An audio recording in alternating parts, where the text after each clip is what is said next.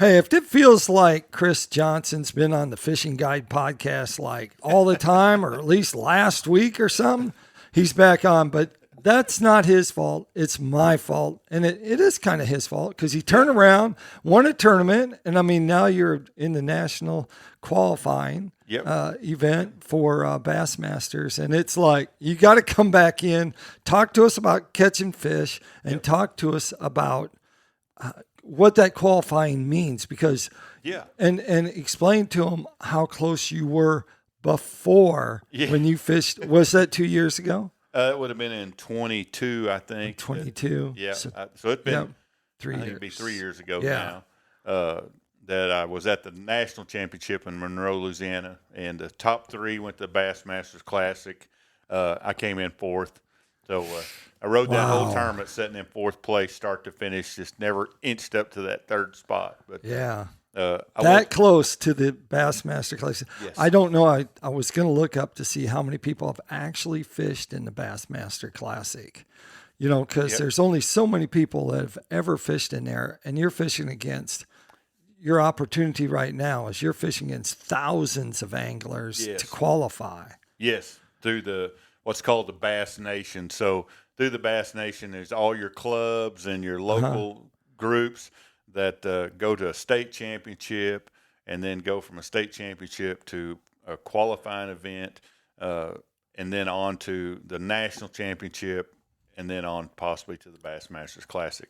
And that's changed some over the last few years where they've opened it up a little bigger through what they call you do your normal club thing, which is what I fished the last 2 weeks. I fished the Arkansas Bass Nation State Championship on Bull Shoals 2 weeks ago, and then I fished the Kansas Bass Nation State Championship last week on Grand, which is where I qualified to go straight to the national championship through that tournament. So that's through each state you have that opportunity. And then through each state you have an opportunity to go to what's called a qualifier. Now, if you know the Bass Nation from years ago, those would have been your regional championships. So each state gets 10 spots to give at their state championship to qualify for a qualifier. So like at our tournament at Kansas last week, the qualifier for the Central will be on Toledo Bend next spring. 10 guys from this tournament will be at Toledo Bend trying to punch a ticket to the national championship as well. So everyone, though, is trying to get to the national championship. We're still the top three will get a berth into the Bassmasters Classic. Also, the top placing finisher earns a berth into the Elite Series. Wow. A $50,000 check. Yeah. Second place gets a Bassmasters Classic berth.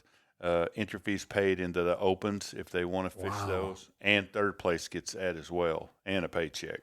So a lot of opportunity there for regional and local guys like myself that have dreamed of that, maybe making the Classic or to get on fish something really big like that. So that's a kind of a brief overview of what it kind of looks like. So you punched your ticket, and so where are you going to fish the championship at? The championship for this in 26 will be in November of 26 on Lake Hartwell in South Carolina. Will be the Bass Nation National Championship. Wow. So, and is there an off-limits period? It will be off-limits. About 30 days prior to the tournament will be off-limits. So, but it'll have some open time between now and then that you can go fish or whatever. Right. So usually I think bass usually does 30 days prior. It is so far away. It's not like you're just going to hop in your boat. And, like if there's a Grand Lake, you'd be there all the time. Yeah. But, I'd spend the rest of the year over there. But I'll probably try to schedule in a trip or two, though, to try to go out there. Going to pull the old Ranger? Absolutely. Yeah? Yes. Yeah. That's probably my number one goal at this point in my life is to somehow get that old Ranger in the Bassmasters Classic. You need to get a flag, like as you're driving to South Carolina. Bassmaster Classic or bust. Yeah. That's a good idea. And put like a flag there, and like every time you go, like, donations to get your gas money there. And that's a great idea. Sit at those Walmart intersections and like pull your boat up. Like Classic or bust. Classic or bust. I just need gas money. Please. I love it. Yeah. Well, if you didn't have that big old gas guzzling truck that you got, you would get a little more efficiency that on old that. carb mercury, it eats fuel too. So it's fuels can be a situation. And that's a pretty big reservoir, but it is massive. I tend to believe that you'll cut it down into the shallow end. More than likely, that's what'll happen. That's right. So what people doesn't, if you don't know, Chris doesn't have like electronic wise, he doesn't have forward facing sonar. He does have a Lowrance unit, but it's just regular traditional sonar. So not the forward facing. So he does it old school. So to come in, you came in second place in the tournament over on Grand Lake. And so once again, there's always people that go, if you don't have forward facing, you can't compete. And all of a sudden Chris comes back to the house and he says, I got to be on this show again because I did again. Old school does it. And it probably is very helpful that all those guys are out there throwing shaky minnows and you're on that bank and it's a quiet frontier. It is pretty open water anymore. And I think sometimes for a lot of guys, it's just a distraction. They can't stay away from it some. Me, I just got buckled down on what I know and grind, and that tournament over there was an absolute grinder. I mean, it was brutally tough. And it was just all about fishing old school, hard, thinking about every cast, every opportunity, and then capitalize on it. Did you catch any on the pistol grip? I did not. Oh no! There was zero spinnerbait bite or anything like that allowed me to do that. I actually was jig fishing for the most part of that tournament, jig and a small crankbait. But the majority of all my bass came on an old school bucktail jig with an Uncle Josh pork frog on there. I see you brought some stuff, so why don't you show us what you have there? Yeah, and this is from the tournament, right? Yep, this is the baits I used in the tournament. And, almost all my fish came on either a brown, a bucktail jig, or. And what is this? An Arky head? Is that Arky style? Is that what that's called? Style, yeah. It's one I make through Arkansas Custom Tackle, but it's shaped somewhat like an Arky style head. It's super weedless, and then I was just pairing that with a number 11 old school brown pork frog, the real deal. The real pork frog, the real thing. So where do you get real pork frog nowadays? Well, do you have a pig farm? Yeah, I wish I did. Truthfully, I got really fortunate and happened across and bought a bunch of old stock. Yeah, I've got 150 jars of old school pork that probably get me through the rest of my life, I hope. But you can still buy it. They make the number 11 frog again. Oh, they do. They went back to making it. Yes. Huh? Yeah. Okay. So you can get very limited colors, but it just got such a wonderful action on it. So I was fishing that on the jig. The bite was super tough. Right. And I have so much confidence in a bucktail jig that just from my childhood growing up, and I know I'm fishing, when I'm fishing shallow or really fishing anymore these days, you're always behind somebody a lot. So I know with this combination that I'm not following somebody throwing the same thing. Right. So, tell us about this jig right here. So fine wire hook kind of in a way? Yeah, it's kind of a mid-range hook in this jig. So kind of a mid-range lighter wire hook. It's a 3/8 ounce, just a fiber weed guard. Right. Then hand-tied with what I call a muddler collar with bucktail. And kind of a relatively thin skirt. It's not too overpowering. And I just pair it up with a chunk trailer. I use the Zoom plastic chunks as well at times with this jig. But it's real simplistic of the old days. This is how jig fishing started right here. A jig very similar to this. So, is it good for skipping? Can you skip it skips good? very well, yeah. Yep, I was skipping docks with it all weekend. Right. Grand fishing docks with, 3 to 8 feet of water underneath them, and pitching it up underneath or skipping it underneath those docks. So you have this jig, and the question, and I know has been asked this question, you've probably answered it same number of times it's been asked. Pork frog up, pork pork frog down? I'm a pork frog fat up guy. Fat up. Yeah. All right. It's Why? I know it's a deep conversation on that. Yes. And there's people probably think I don't know what I'm doing, but you know, my dad, Hewlin, they were jig gurus. Right. Pork fat up on a jig, so that's what I do, and it's always worked great for me. So, Do you think there's a reason why it works better like that? I don't know that it makes any difference. I've tried it both ways. Right. I always end up back to the way I've always done it. So I don't know. I haven't noticed that it makes the legs move any different or anything like that. So Yeah. But I'm definitely a fat up guy. Fat up guy. Fat up. Yeah. There you go. It's also a lot easier to hit that little tiny hole that's in that pork frog to get that on there. Yeah, it is, isn't it? On the smooth The side. older you get, Yeah. the easier it gets. Yes. So, So you talked about making these, and actually we'll just ask you some about. So you have a company that actually you build spinner baits, and Yep. you build jigs, and hair jigs, and so how's that working with fishing tournaments? You're not literally making these before the tournament. You make them for them afterwards. No, I'm just kidding. yeah. You don't give them your your stuff, right? Yeah. Well, I do. I make a lot of jigs, and which I make a full line of bucktail jigs, living rubber, hand tied living rubber jigs. Like old traditional Yep. living rubber? Yep. Wow. Yep. So like a mop jig. Yep. Yeah. No full Wow. skirt or Yeah. spider skirt living rubber, either the round or even some of the square steel. Really? Living rubber still do that. The bucktail, and then the full line spinner baits. A lot of old school designs. I'd still do a short arm like nighttime spinner bait. Any plethora of things. For me, it's the lure company's been about kind of taking what's old and still running with it, because there's stuff like this you're not going to find anywhere. No. And, Well, not of quality. yeah. Yeah. It's worth fishing with. Uh-huh. But from a tournament realm and fishing and my YouTube, it has just exploded the lure company for me. Well, I'm super busy building baits, and I really didn't take an effect. My YouTube would have any effect on selling lures, but it's turned into just nonstop. So. Well, it doesn't hurt that you almost win the tournament. You finish second, and it's the products that you make. So, but it also means that you can fine tune the stuff while you're on the water too. Even though it doesn't look like it needs any fine tuning, but knowing all you custom lure builders, I mean, you're probably counting the number of little buck hairs on this. Yeah. So, what's the count on the weed guard? Is this a 40, 35, It's a 30. 32? Yep. 30? Yeah. 30. Yeah.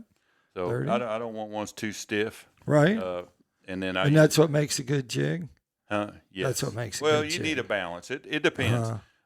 You want a jig, a weed guard that is stiff enough to not, if you put some slight pressure, like these haven't been trimmed yet, but I'll trim it to where I want my finger to, if you put a amount of pressure, just running your finger over it, Right. that when it's trimmed, if you push on it a little bit, it'll stick. Right. But you don't want it to be where you're not really putting any pressure on it and it won't stick. So that way it'll still get through the cover, but still gives you freedom to set the hook and to really stick the fish. So like this would need to be trimmed straight off where these longest tips almost touch my hook. Right. And as I run my hand across it, if I begin to put pressure, it'll stick my hand. But if I don't really put any pressure, I want my hand to slide right over, if that kind of makes sense. Yeah. But and I jig fish a lot still. I grew up jig fishing, and this week was all about a really subtle presentation with that jig and fishing ultra slow. Really slow. Like ultra slow. Literally just pitching it into a dock on a piece of brush, pulling that jig up on a limb, and just leave it sitting there. And you're literally almost waiting a fish out to pluck it off that limb. The slower you could keep it just sitting on a piece of cover, and you're just holding it tight, and then finally creep it over and let it fall back down.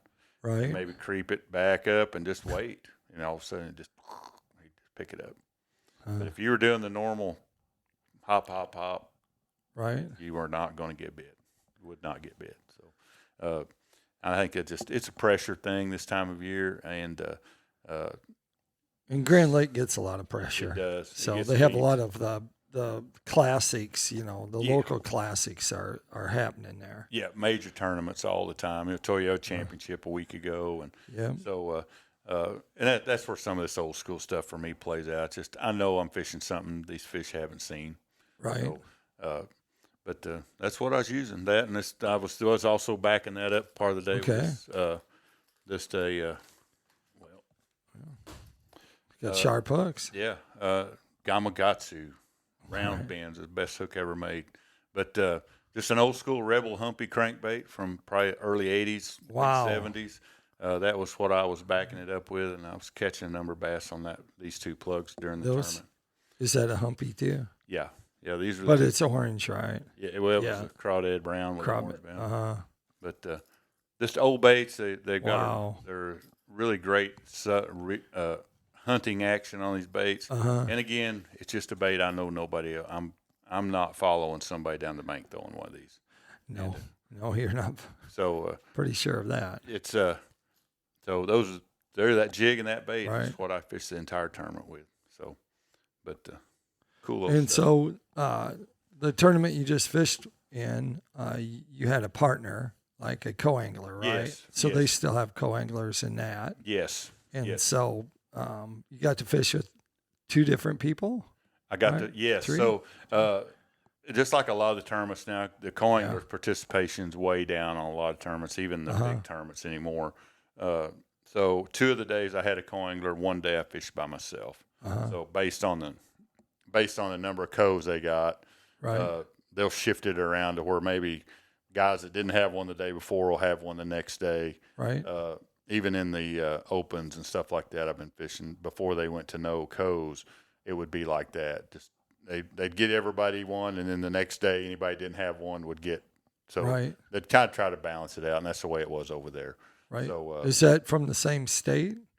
Huh? Are they from the same state? I mean, are they like from Kansas? Were they all from Kansas, or were No, they mixed they're up? from all over the place. Well, Kansas, Oklahoma. Right. I think I was the only guy from Arkansas there. And a lot of states are doing that now, where guys can, it's like in Arkansas, we got some guys from Missouri, Right. even down Mississippi that are part of the Bass Nation. They may be a member of a club that's in Arkansas, Right. that type of thing. So maybe they're close to the state line or something like that, and they come and fish that state championship. So, and that happens all over the nation like that. Well, let's take a second to talk about tournament preparation. So when you got ready to fish there, kind of take us through the steps of what you started with first, and maybe if you went over there and pre-fished. Okay. Yeah. So it's kind of an interesting week there because I'd fished bull shoals all the week prior to that. And was kind of fishing deep again over there and kind of a little different. So came home one day. I hadn't been to Grand all year long, but my process is usually I had one day I come home, kind of resituated my rods to what I thought was going to be happening at Grand a little bit. So I really thought there was going to be a spinnerbait bite and a top water, so I sat down and kind of revamped the boat, kind of reorganized to Grand Lake over, say, Bull Shoals. Bull Shoals being a very clear reservoir. Yes. Highland Reservoir. Yes. It's gin clear. Yes, and there's a lot of shallow fish there, but I still was. You're just different setup. So through that process, I got all that done. I headed to Grand on Monday to first day. Give me 2 full days of pre-fish, and my process on pre-fishing is almost about trying to eliminate as much as possible as I can. Okay. As establishing. So any lake I go to anywhere, I want to get a few bites, but I'm usually working through more of I can't get any bites doing that. So Right. Let's just say if I'm looking for a spinnerbait bite, I'm going to spend a lot of time working through a couple of different, whether it's maybe this time of year burning a spinnerbait or waking a spinnerbait, Right. different scenarios in key areas to see if I can get bites doing that. Right. If I'm not getting any bites after a pretty good period of time, I can begin to go, that can kind of go on the back burner and start working through something else. Right. And so for me, I spent the whole first day doing spinnerbait fishing top water. It was cloudy, kind of Right. dreary. Yeah, it's nice And over I there. went down on the far end of the lake looking for maybe a pattern that might be more below the tournament open type of thing, bigger fish, shallower fish, and just couldn't find it. So for me, it's about checking, okay, don't have to worry about that. That's not going to work for me this week. And so really just I almost kind of work backwards, eliminating, Right. some other things I like doing, like throwing a floating worm and some other stuff in the fall. I went and worked through some of that, just, check that off. That ain't working.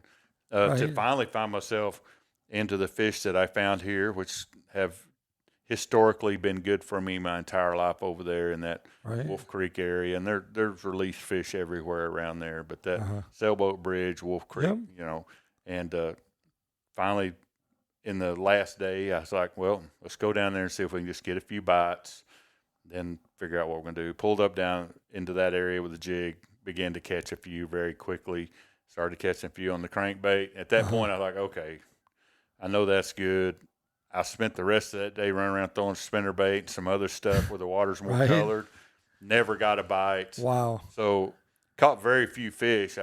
For me, pre-fishes are usually not about catching much, Right. but checking things off the list. So now I was pretty well down to it's going to be this jig and that crankbait, and let's go do the work.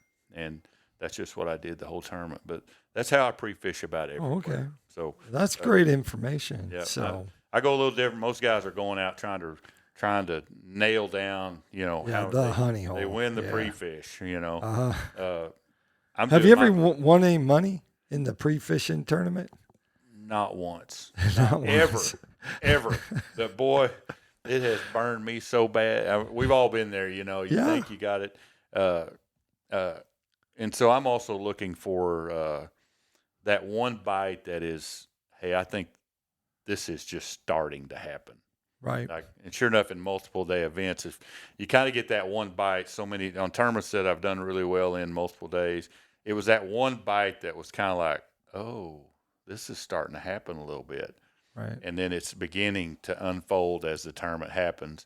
Because normally, if you are just smoking them, I mean, you're catching them like crazy on Tuesday. Right. You're at the peak of that bite. You're on the downhill slide, so it's going to be getting worse every day from there. So that's kind of how I look at it. So I hate going out on a pre-fish day and it's just lights out. I'm like, oh no, this is going away. That takes us to Tackle Time. Tackle Time is sponsored by PICO Lures. PICO Lures has a complete line of hard and soft baits. So if you're out there trying to catch a crappie or a bass or striper, white bass, you name it, walleye, they got a lure you can catch them on. And more than likely, it's probably going to be a scope eye jig head if you're out there crappie fishing. So check them out. That's the perfect jig for crappie fishing. Also, B&M poles. B&M poles, just like PICO Lures, man, they have poles you can catch trout and brim and catfish and whatever you're fishing for, they have it, and they have a full line of different rods that will allow you to do that. And they also have the brand new BGJP 18 and 20 footer. I fished with the 20 footer a couple days ago. I had a ball catching fish with a 20-foot pole. And I'm telling you, I thought I got in the back of this cove and I could just reach both sides, man. I was like, hey, don't get too close to me. I got this rod. Don't get too close to me because I'm a good fisherman. Don't get too close because I got this 20-foot rod that's out there and I'm just trying to pitch a little jig. But anyway, you can check them out at bnmpole.com. Chris, if they want to find out more, hey, if you want to get some jigs, obviously, these are awesome jigs. I'm glad that you're leaving them here. Yeah. But where would they go? You can go. The best place to go is just to go to my Facebook, Okay. Arkansas Custom Tackle Facebook. We don't have a website or anything like that. You can go there and just message me there, or our phone numbers are there. Okay. Just give me a shout. It's all old school. Just give me a call. We'll figure out what you want. How about social media? If you want to follow me on social media, especially coming into this year. Yep. You can go to my YouTube, which is Aspiring Tournament Angler Chris Johnson. Right. Go to my YouTube there. You can follow along there. I do a lot of tips and whatever's updates on tournaments and things like that or whatever, and just everyday stuff. There you go. Yeah, I know. I give you a thumbs up every once in a while. I watch them. I don't always give you a thumbs up. I don't want you to get a fat head. No. You know, aspiring anglers need to still have some challenge. We need to stay aspiring, you know. Yeah, exactly. All right. Like I always like to end the show, make sure you keep your hook sharp and your lures in the water.